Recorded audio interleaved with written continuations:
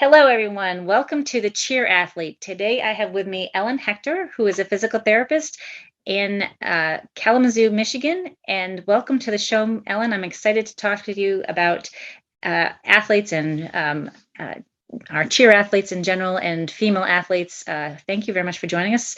Tell us a little bit about yourself and what brings, Absolutely. how we got to talking today or here.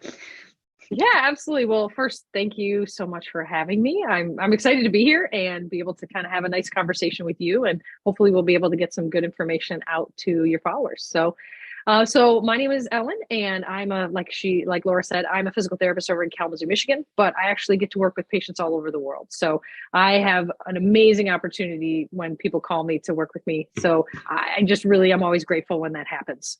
So I own a company called Mindset, and we take that name very seriously. We have two arms to our company. The first arm is a gym where we focus on functional fitness, but with primarily the safety component of that. So we mostly work with athletes who want to continue to lift and do barbells or work with steel maces and kettlebells, but they want the emphasis on safety, either because they want to prevent injuries or maybe they've had an injury in the past.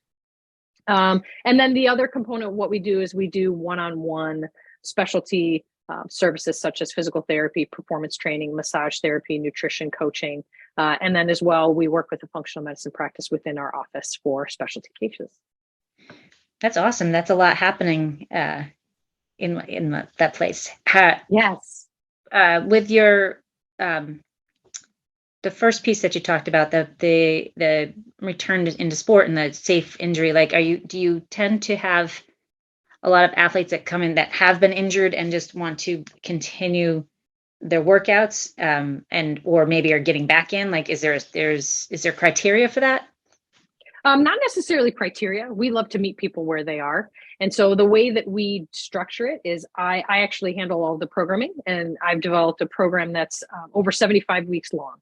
And it has all of our build cycles and taper cycles. So anybody who's a strength and conditioning nerd will be very, very satisfied. But how we run this is we have goals for mobility, stability, and skills, as well as mindfulness every single week. And they build off of each other. So for example, if somebody's getting into learning power movements, such as the hinge family of movements like deadlifts, cleans, and snatches, we always actually prime the mobility and stability the week or two before to make sure the body is prepared to do those activities. So many athletes are attracted to that program because of the progressive nature to it. In addition, if they have been injured, it's really, really, really appealing to them to understand progress over time, because part of the program also includes baseline testing and retesting every quarter. So again, every athlete loves to see improvement. So we attract a lot of athletes because of that and because of the scientific nature behind the programming. So yes, we do see a lot of people who have been injured before, and want to make sure that doesn't happen again. Very awesome. That's a great benefit for people, because I think a lot of people, they either they get injured and they're like, I can't work out and I can't get back to doing what I want to do. And so there's research that shows, if you have an injury, you can go and exercise your other limbs. There are other things you can do, and then learning how to do that properly is key. Yeah. And I think from the physical therapy background, I mean, you and I have even been trained to work people who don't even have a limb, let alone, Exactly. I mean, so our ability to modify and create almost like semi-private personal training sessions within that is very, very high. So we treat our programming, as coaches, we call it a skeleton. And when we onboard people for the first time, we really go into depth into their medical history so that we know as coaches, when we begin a class, we never teach the same class twice, because the people are never the same twice. So the instructions are different, the cues are different, the modifications or positions that we pick are all based on who's in the room. And it's really fun for the people who've been here a while. They'll come up to me after class and they'll be like, was that part for me? Yeah. Yes. It's good for everybody, but yeah, it may have been directed towards you. Yeah. So yes, it's a lot of fun. We were talking before we started recording about your program for young female athletes. Can you tell us some more about that and how that came Absolutely. about? We have something called the Athena program. And Athena, as a Greek goddess, was very powerful. And so we want to help young female athletes and just young females in general find strength in their body, both in their mind as well as their physical self. So our program is really fun. It's 8 weeks long, and we meet twice a week with the kids. And what we do is we teach them, again, we take that kind of progressive nature programming from the physical side and teach them about their body and how to find strength. And then we weave in actually workouts that express those skills from a physical level, but also the mindfulness level. So for example, some weeks we talk about squatting, but we're also talking about how to be a good teammate on the mindfulness part. So that workout, we might do a partner-based workout that involves squats. So we try to thread the mind and the body into the education as well as into the practice. And then the most fun, honestly, is we have women from all over the country either come in or Zoom in to be able to talk to these young females, to teach them about maybe self-talk or self-care, or maybe even to hear some of the questions. And then maybe even to see strong female women in really power-based positions like the vice president of a bank, or things like that. So we try to have women from all different domains come in and weave in those threads and themes for them so that these girls can kind of see, hey, there's a really amazing track if I keep working on myself and prioritizing myself. That's awesome. Do they come in and like you broadcast on a Zoom call and Yep, we have a big TV in our gym. And so for the folks who aren't local, we'll do a Zoom meeting and throw them right up on the screen and let them kind of interface with the girls that way. So therefore, logistics and proximity don't limit the program, which is really fun. So by the way, Laura, if you're not busy this summer, you might have to come be a guest at Athena. That would be awesome. I would love to do that. Because I've never really been to Michigan, fun. so that would be awesome. And I have to get out to Chicago and visit some family. So We'll just drive right up. That would be really cool. Is all your training done on site? Like, or do you do virtual training also, or expanding into that? For our Athena program, we keep it all on site and it's all coached. We actually keep that program pretty small because we want the ratio between the coach and the participants to be pretty small. So we actually don't allow more than 12 girls in the class. Oh, so just because of also athlete schedules and things like that, we only offer it actually once a year. So when it does come together, it's a kind of a big deal. But the girls all get shirts. And one of the things we also try to do is bring back some of the original Athenas who are now out of the age demographic and they're now either graduated from high school and moved on, and come back and talk to the girls about not only their experience at Athena, but what things they've learned to build from that. So it's a really powerful program. We also have the girls' journal, and I know you work with young female athletes. That domain for them and that the territory for them is very different from when you and I were in school. And I mean, even their age. And I feel like I almost want to continue to have conversations with these Athenas because even the world that I knew 3 years ago for them has changed. So I was also curious how you are noticing the landscape changing for your athletes and what some of the strategies and techniques that you are starting to thread in because of it. Yeah, I think that I mean, for cheerleading, the whole landscape has changed. From when I was cheering in high school to when I cheered in college was vastly different. And because I cheered in high school back in the 80s and then in the 90s, well, early 80s for the high school and then late 80s into the 90s for college. That was greatly different. And just, I went from, all girl.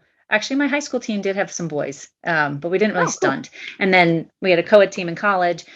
So that dynamic was different in itself. And when I ended up coaching, I've coached all girls and a co-ed and a couple of different co-ed teams. And that was very different. And then I left high school coaching in 2003. And at that point, in general, it was very different. There was a lot more tumbling and just more athletic behavior. And they were really, I always thought of myself an athlete, but it wasn't a big deal. But I think that time period, that 2000s, like the thought of cheerleaders being athletes significantly changed. not that it changed globally as far as, outside people, but we as cheerleaders and coaches, definitely recognize more of the athletic.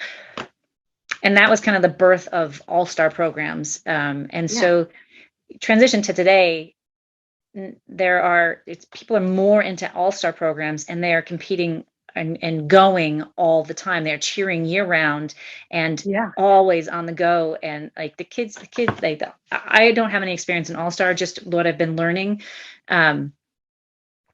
But they're traveling, they're going, and so, one of my big things is that I preach all the time is like, when do they rest?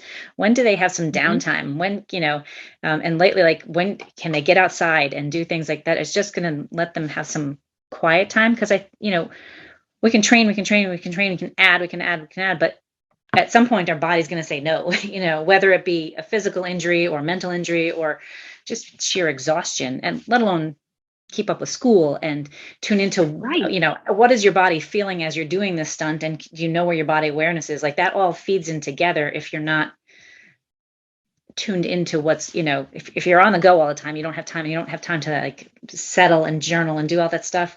I haven't coached my kids on journaling, but I love that idea. And I know when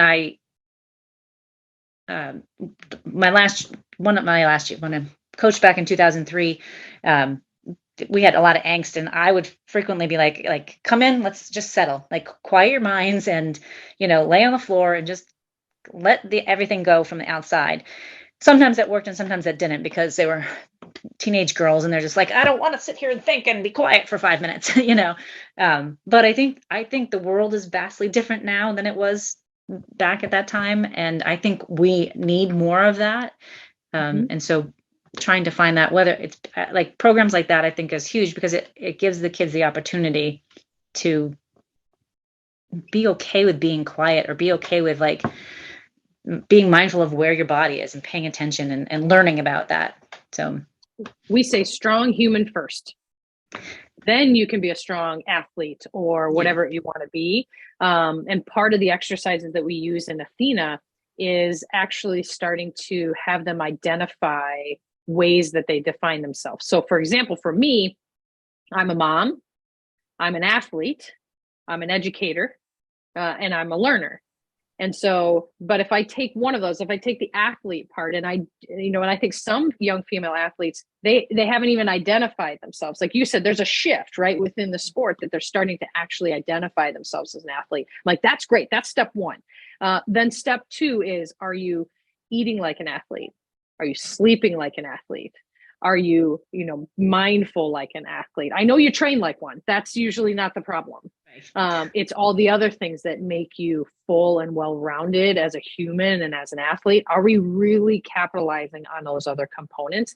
And I think a lot of times we're not. So, and like you brought up a great point, cheer, the risk factor has gone way up as far as level of difficulty. Like you said, stunting, it's really impressive. And as a sport, I was curious about you from the coaching standpoint, is I feel like the demands have exponentially gone up.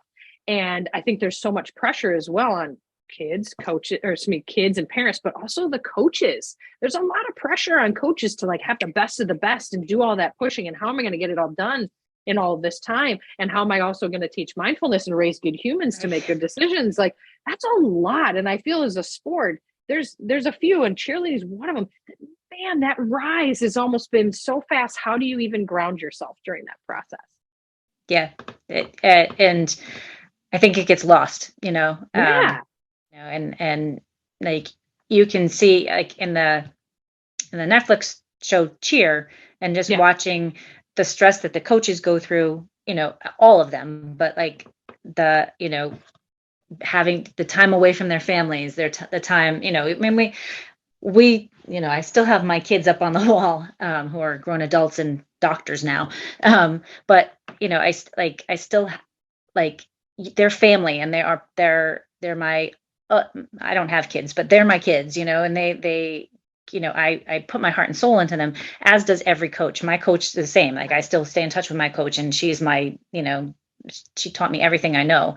But that takes away time from your own life and your own home, and let alone, and then the safe, like whenever my kids got hurt, it's because it does happen. There, athletes get hurt. Anybody, you could walk across the street and get hurt. So it happens. We're not going to get rid of all injuries, but you try to reduce them. But your heart, it's like to see them go through that, and then the effect that has on the team when a key player is out for the rest of the season. How does that affect the morale of the team? And okay, now we have to change everything around, and what's that going to do to the health and safety? So there is, and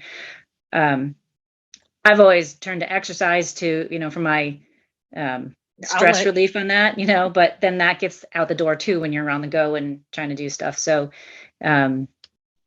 yeah, you bring up a great point that that's a really hard recipe, right? And I think you also brought up a point that it's like, if we think about those kind of concentric rings, that initial coach and team, there's a lot of pressure, right? And then there's pressure within maybe the district or region. And then ultimately we end up like, hey, the whole culture is that way. And so how, programs like Athena, what we want to do is just not necessarily like rock the culture, which that would be great. But at the same time, it's like, hey, I just want you to know there's other options. Like it doesn't have to be this way, because ultimately, if we keep going on the trajectory that we are, is a society. I mean, not just in the cheer culture, but hey, man, we're going to have some serious issues. Right. We're affecting hormones doing that. We're affecting musculoskeletal system, your nervous system. I mean, just from the physiological point, there's a lot of effects. So I think it's cool that there are people like you out there saying, hey, pause. Yeah. We need to pump the brakes. We need to give another option, at least explore that, and then see how your body feels. Because you might actually feel great only training 3 days a week, 4 days a week, instead of 7+. Right. And you might have better skill acquisition and progression, because of that, because, and not going all the hardcore all the time. So that's a great point. There's some really great, amazing research about skill acquisition and sleep. Right. And so many of these kids you brought up school, they have such a hard time with, I mean, they're just, you couldn't pay me to be a teenager right now. I feel for them. I mean, the demands between school, sports, any extracurricular activities, plus all of the demands socially and culturally at their level for representation on social media. And that's a big pull. Yeah. So what, I like the journaling tip, and, and I think it's probably super good in an organized setting like that to learn that and learn the mind, all of that process, because there's guidance on it, and you're not just like, okay, I'm just going to write down and write how crappy I feel today. What other tips do you have for helping these athletes to incorporate better sleep habits or eating habits or any of the above? I find one thing that kind of gives you a big bang for your buck, as well as far as time, is learning how to breathe, right? You learning to use breath work to your advantage, even if it's for 10 seconds before you hit the floor. You can change your entire system. You can change yourself chemically, hormonally, tension, all of this in 10 seconds. But if you really want to get good at it, you have to do it when you're off the mat, when you're when you're not distracted, when there's no pressure there. So something simple like learning what diaphragm breathing is, and maybe a couple strategies within diaphragm breathing. The most common one is probably box breathing, where you inhale for a 4 count, hold it for a 4 count, exhale for 4, and then again, hold for 4. So there's lots of amazing research studies, and there's so much out there. So I almost caution people to get too far into it. Keep it simple, but starting with breath, number one, and then also starting to say, hey, how do I feel before breath? And how do I feel after breath? And just that centering inward. I think originally when I started this program, and we have another program called Mama Bear, which is for mothers anywhere on the postpartum spectrum. I mean, you can be 12 weeks out, you can be 99 years out. We a lot of the themes across them, but we find that originally when I wrote these programs, I thought people spoke negatively to themselves, and I think that's still true. But a bigger problem is they're not even having conversations with themselves at all. So pausing the breath and acknowledging, what do I feel before? That's a conversation with self. Breathe. And then what do I feel after? And if I don't feel any change, we'll keep practicing. There's no risk. There's no harm. It's not going to hurt you.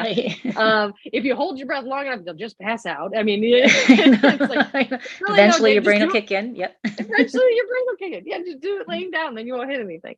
But ultimately, it's that pause and self-check-in. And I think the more often we build that habit, it'll start to bleed into other areas of our lives. And one of the mentors that both Laura and I have, he says, really a great way to build confidence and basically a relationship with yourself is do what you say you're going to do every single day. So making a commitment to say, you know what, every morning I'm going to spend 3 minutes exploring my breath without any expectation or measurement other than I'm just going to take this time to just have a conversation with myself and see what I feel. Do that every day and see what happens. That one, I talk about breathing all the time with my clients, and sometimes I get pushback, and I try to push it as it's also a great core stability exercise, but you have to learn how to do it correctly. And there's I am behind the 8 ball, but I read the book Breath. I think Breath by James Nestor. James Nestor. Fantastic book for anyone to read, and I highly recommend it. I would dive deeply into that, but again, we'll go down the rabbit hole. You don't have to. There's, but he gives some great different varieties of how to explore breathing. Also checking in with where your body's at. Like I like, so that's a cue that I do with every new visit, is like, where are you standing? Where's the tension in your body? What are you feeling? And most people can't. They're like, what do you mean? They and so it takes it takes time to kind of just sit with it and feel. But you can do that when you're driving. The breathing, and don't hold your breath when you're driving because it can cause big injuries. But that's a problem. But you can check in with how, are you feeling tension somewhere, and what does it feel like to let that tension go? And then a key thing that I've been doing, because we're crazy right now and just running all the time, and I'm like, okay, when do I sit and meditate? Because that's going to be 20 minutes that I can't go do something else, or check in with my breath, or whatever it is. So right before I go to bed and when I wake up, I hit my app. I've just started wearing the Fitbit thing. But there's a thing on there, 2 minutes, and it's just breathe and relax, and just I like the cue to how do you feel before and how do you feel after. It will tell you what they're sensing, but like you check in with what you're doing, how you're doing, and start to just be. And that's a huge if you're good and you hit the snooze button, or you don't hit the snooze button, you just jump and go. Take that time in the shower or something that, or when you're brushing your teeth, that you can sit in with it. But if you're just kind of waking up and, that quick 2 minutes or whatever you're able to do, and seeing how you feel with it is key. So that's a great tip. I love that. Yeah. Anything that we can draw ourselves an awareness of self, I'm on board. And I've had some people bring in some really unique things. And actually we had somebody in our office bring in like a kazoo. And I said, hey, if you got a house that you can make that noise with, and you're getting that audio feedback with it, I'm on board. If that brings you joy, I'm on board. And you get a little resistance to your breath, I'm on board. Like, that's great. Making it their own and fun. Hey, I think there's lots of ways to do it. Exactly. And coaches, you can use a kazoo to get your breath work in at the same time as you're getting ready to get them set to line up to go run through the routine again.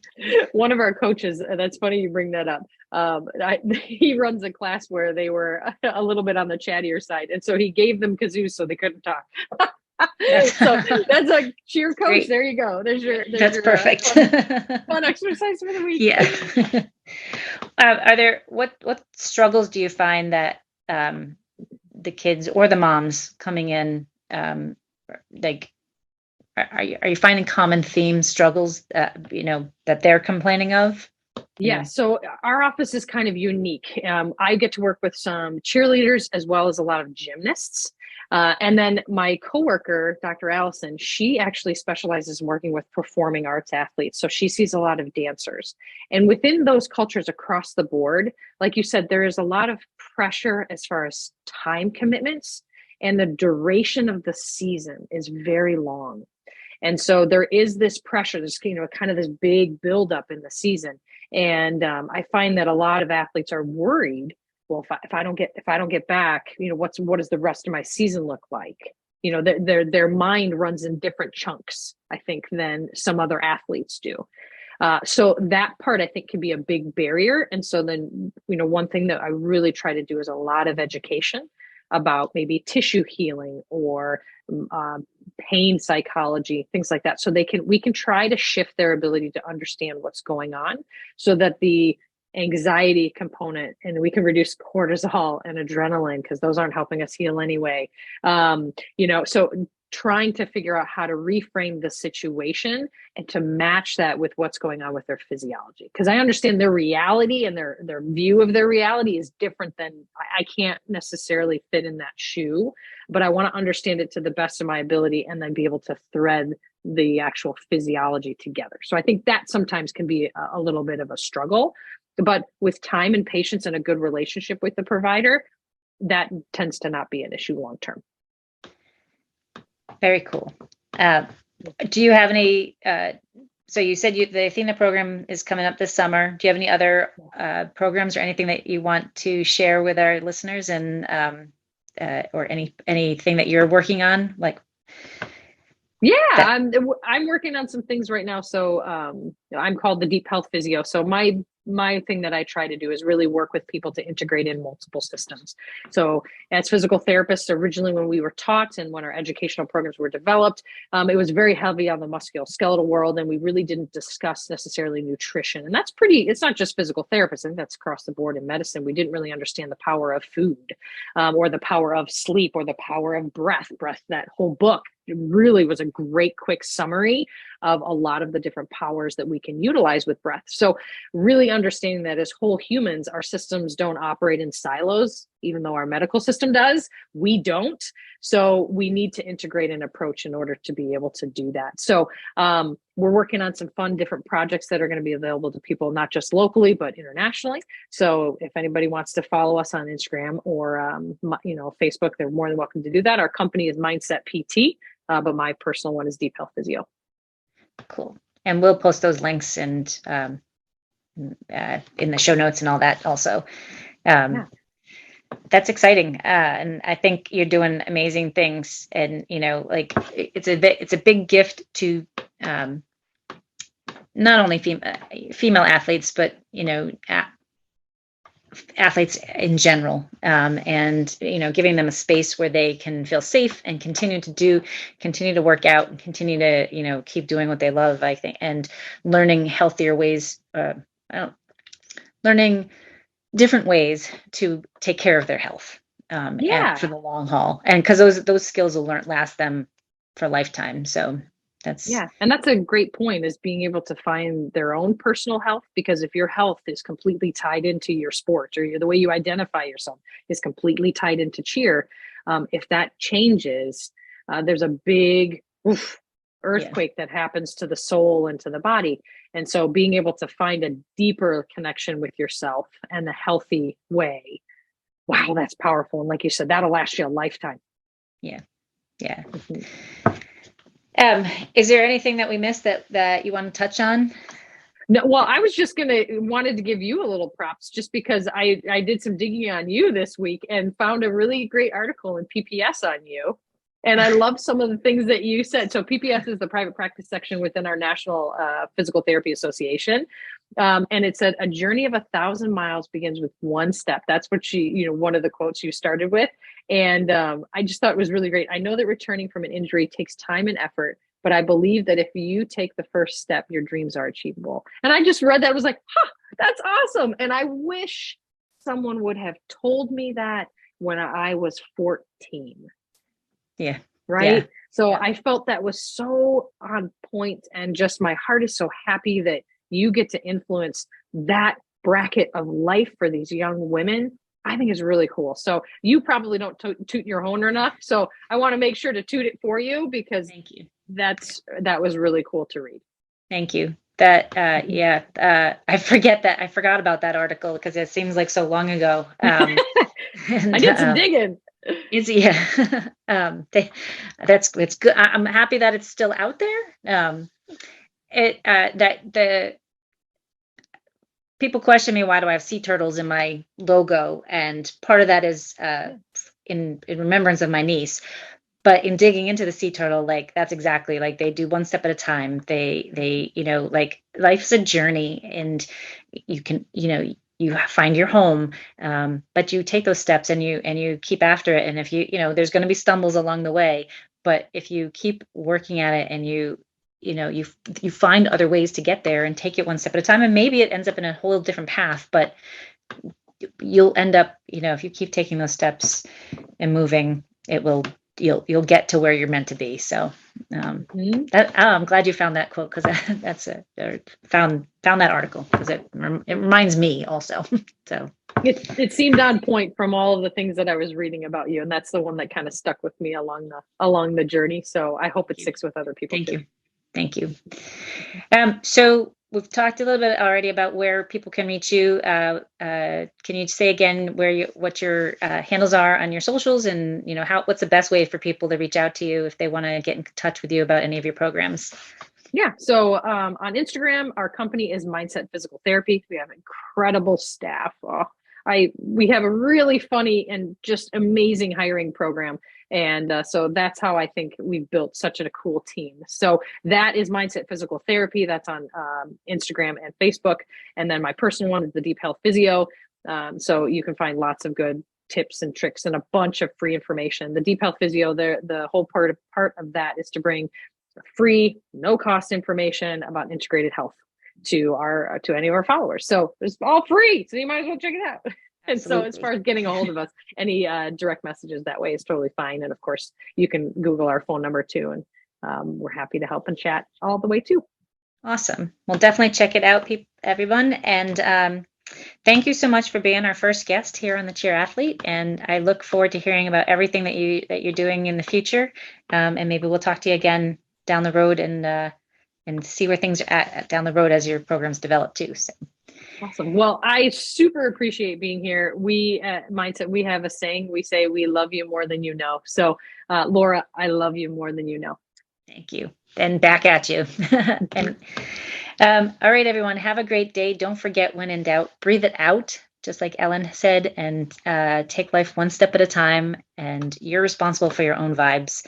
That's a quote from my friend Drew Kelleher. So everyone have a great day, and we'll see you next time. Take care.